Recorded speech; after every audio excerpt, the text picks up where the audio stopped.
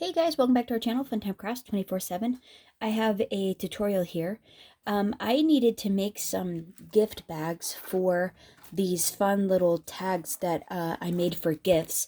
They're a gift card gift tag, and I wanted it to be something that the recipient can open, even if it is, it's not an actual boxed gift, but you could open it from a gift bag.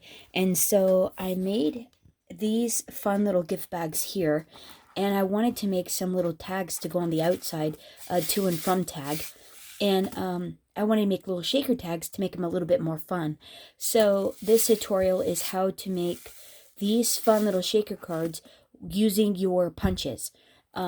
Basically all you have to have is, so here's a couple more,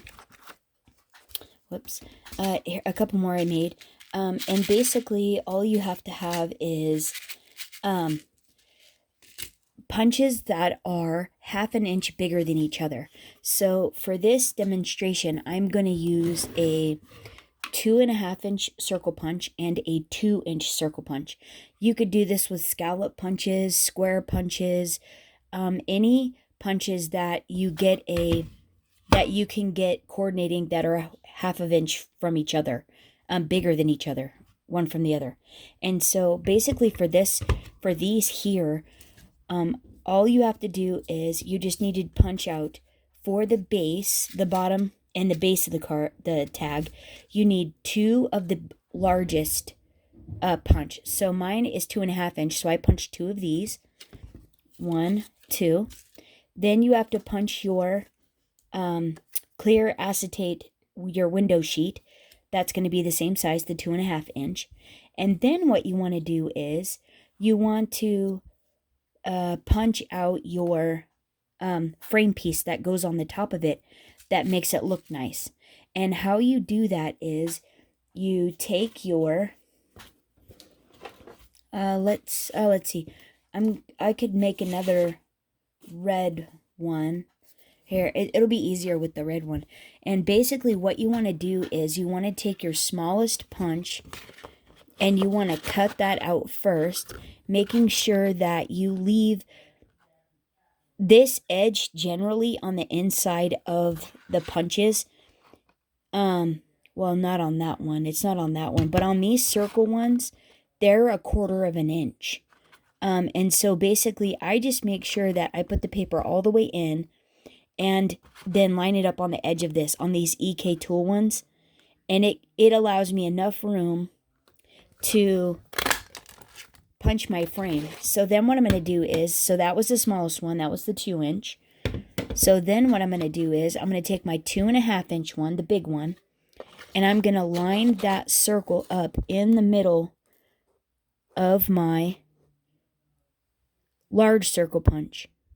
So if you were doing a square, you would do the same thing. Line the circle up, making sure you have an even edge as much as possible all the way around. Wait, right about there. Whoops. And then that gives you your frame. And then what I did was I took the circle piece that I cut out of the middle and I went ahead and punched a decorative element out of it. And in this case, I'm going to use a snowflake. So that way I have a lot of fun there. So now to put it together, what you want to do is you want to take one of the larger circles that you did for the bottom. And like you'll notice on this one, I used Stamps of Life Peacock for the base and then did a different color frame on the top along with the embellishment in the center. This one, I took Stamps of Life Grape and it's on the back, on the bottom layer, and then did Pixie on the top to give it a fun little contrast. And so I did white on the bottom of this one because the bag I'm going to put it with is this cute little bag here. It's a red and white. And so you take one of your base layers, and I use these Stampin' Up! Strip dimensionals, and it's because they're so thick. Most of the other ones that you use from Stampin' Up! Are much thinner, and these seem like they're almost twice as thick as what regular dimensionals are. So I like the height of these for doing shakers. And so what you're going to do is you're going to get a strip off, and you're just going to go around the edge, making sure to leave a tiny bit of space from the foam tape. You want it in a little bit, not right on the edge, just in a tad, as you're sticking it down all the way around.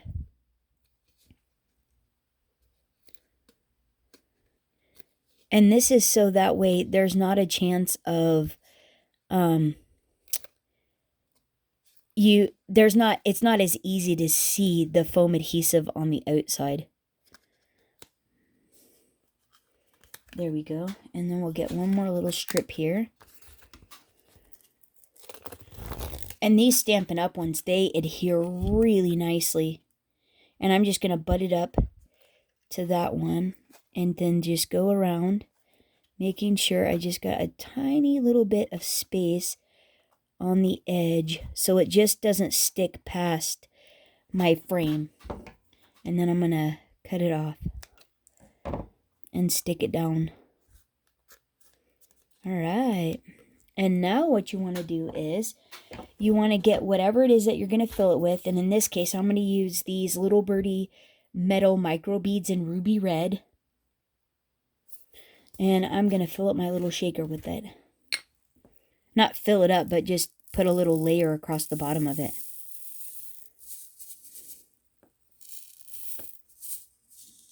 I think that'll be good.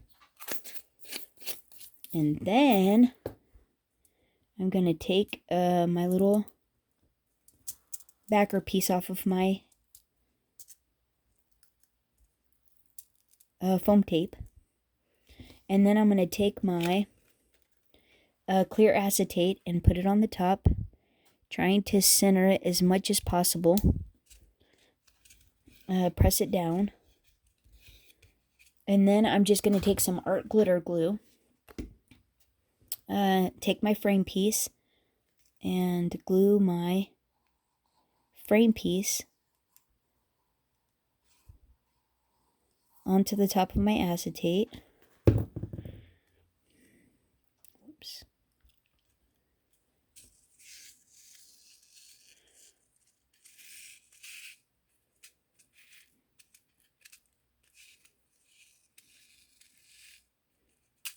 And then what I did was I took, and the art glitter glue will dry clear, so don't worry if it like kind of seeps out a little bit. It's not that big of a deal. I just put a little glue in the center of my embellishment, and then I plunk it down right in the center. And look how fun that is. Isn't that great? Yeah. Okay, and so now what you want to do is you want to cut a 1/8 inch. This 1/8 inch ribbon works really good for making the tags. I tried all different sizes, and I really like this. And where I got this from, the Stamps of Life has really nice ribbon. You can't buy it separately, but I'm sure you can get something comparable at like Joann's or Michael's. And what I do is I cut an 1/8 inch strip of this. Let's see, where's my... Well, I guess we'll guess. What's 4 inches? I think 4 inches is about there-ish. And so now what I'm going to do is I'm going to take and I'm going to score tape this down to my backer piece here, right at the top.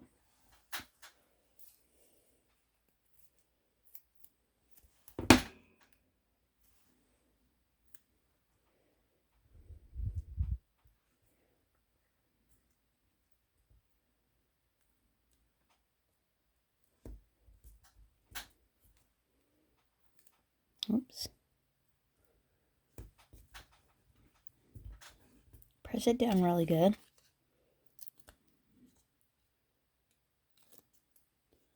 And then I'm going to glue this to the back of my little tag. And then on the back of it, you can, you know, put to and from on it.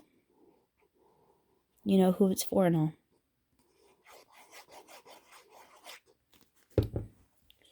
And so then you kind of pick where you want.